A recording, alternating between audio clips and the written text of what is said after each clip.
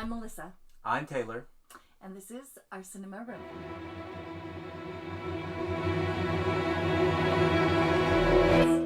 Okay. We've had a few false starts with this episode.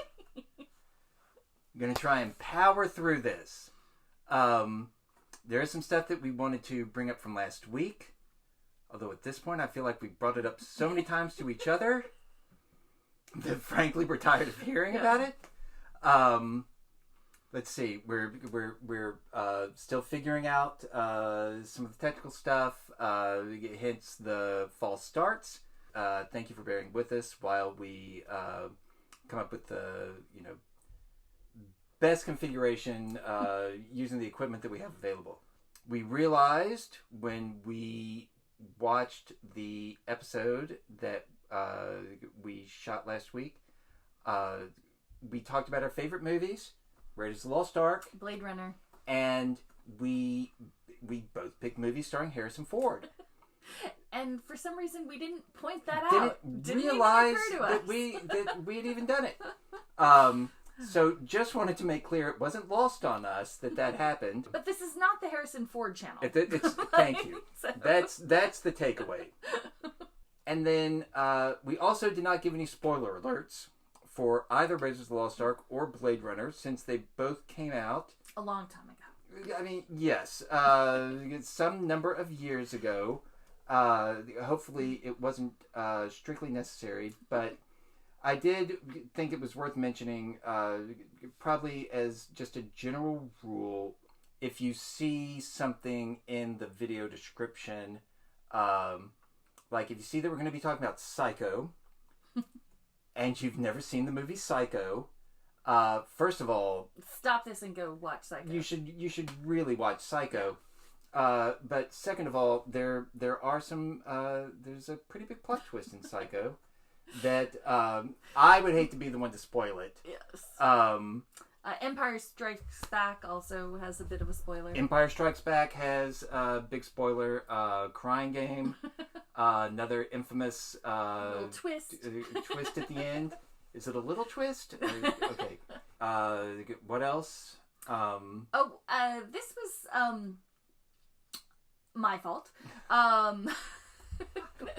When we were discussing Blade Runner and a certain problematic scene, I mentioned that I didn't think our daughter would appreciate that. And I said daughter singular. When in reality, we have two amazing, fantastic, wonderful daughters whom we love equally, and who I should have mentioned. I think both of my daughters would find that scene problematic.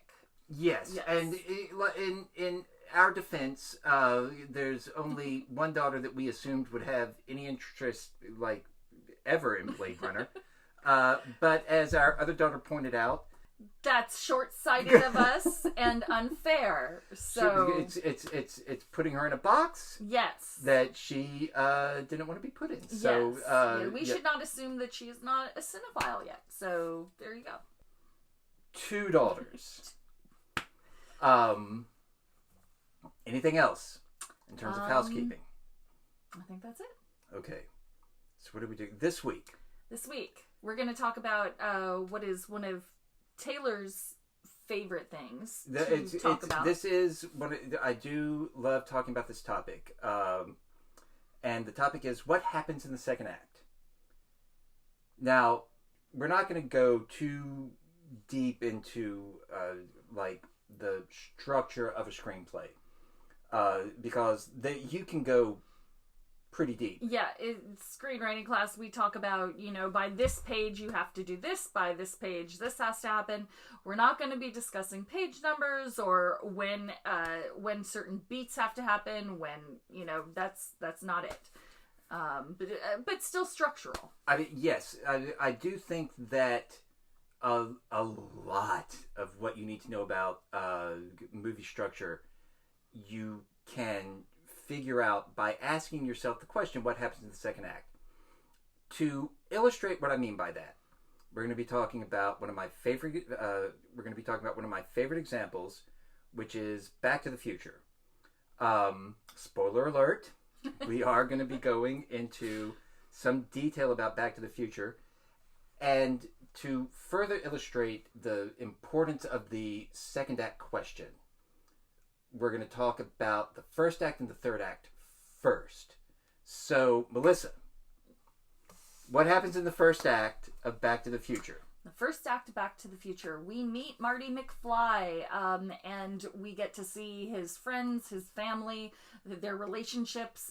We get to see the thing that he wants. What does he want? Which, Marty really wants to play guitar, and he wants to be successful, and he wants to go to the lake with his girlfriend. That seems to be what he wants. He also wants a truck with big tires. Yes. Which is a very 1985 thing to want. He wants confidence, or that's what we see he needs. Yes. You mentioned his friends. Yes, and one friend in particular is very important, and that is Doc Brown.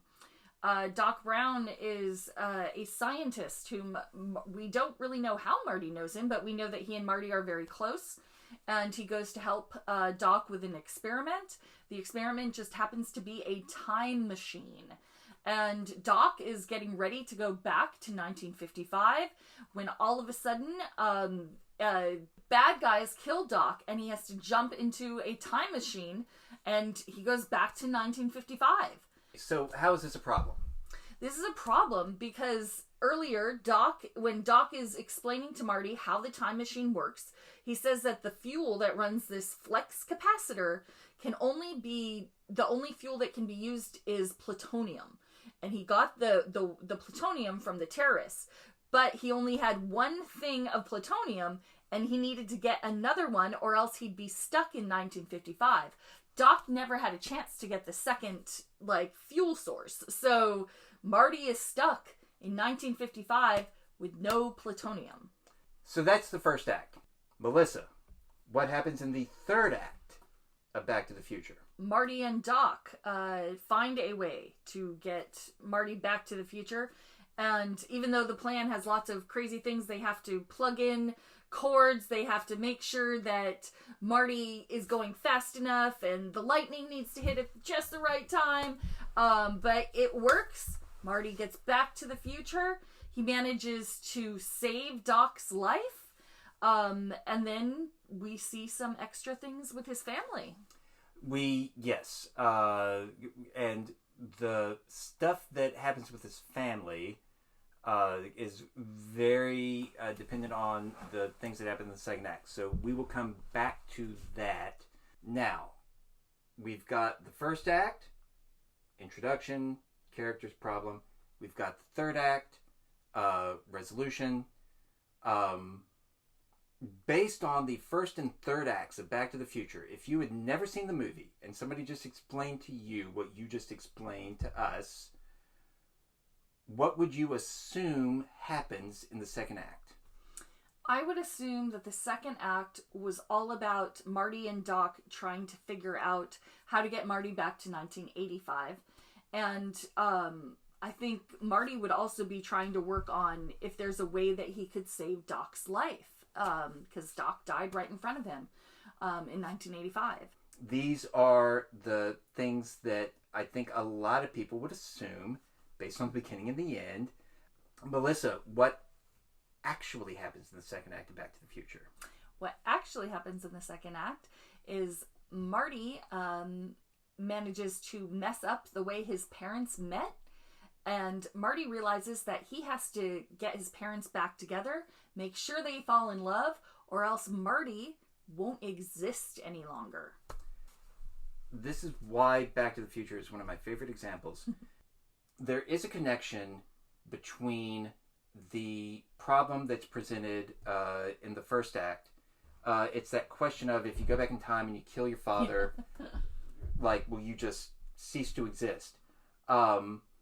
But other than that, it's actually resolved almost immediately, the plutonium question, because as anyone who has seen the movie can tell you, 1.21 gigawatts! The flux capacitor requires 1.21 gigawatts of electricity. In 1985, Doc was able to generate that much electricity with a nuclear reaction. But in 1955, they don't have that option. What they do have is a bolt of lightning. They know that a bolt of lightning is going to strike the clock tower in the town square, and that if Doc can just rig up a wire into the flux capacitor, that Marty will be able to go back to the future. Easy. Marty even says in the movie, he's like, Saturday's good, Saturday's good. I can spend a week in 1955. I can hang out. You can show me around. And that's when we find out what the real dilemma is going to be, because Doc says, no, Marty, you cannot interact with anyone. And then we realize that Marty had interfered with his parents' meeting. So the second act is spent in this sort of like domestic comedy. Yeah. Which is so perfect. I will say, like, talking just screenwriting magic, where all of these little tiny things from the first act that you think are just throwaway lines from his parents, like, come straight back into the domestic comedy portion of it. I think that the movie is better because of it. Because if we just watched a movie that we expected to see, it would be fine. It would still be fun about the time machine. It'd be fine. You know, Marty and Doc, their adventures. But it's so much more. And it's so, the payoffs just feel so good, you know? Yes. It's satisfying. It's satisfying. You're more satisfied than you thought you would be. You get more out of the movie than you were anticipating. Yeah. So, I will have examples of movies where you can answer the question that are great. Movies where you can answer the question they're not so great. Movies where you can't answer the question they're great. And then I'll try and find some, and it won't be that hard. To find some where it doesn't work. Where you can't answer the question, and it's not great at all. Yeah. In the meantime, please like and subscribe. Yes. For now, I'm Taylor. I'm Melissa. And this is our Cinema Romance.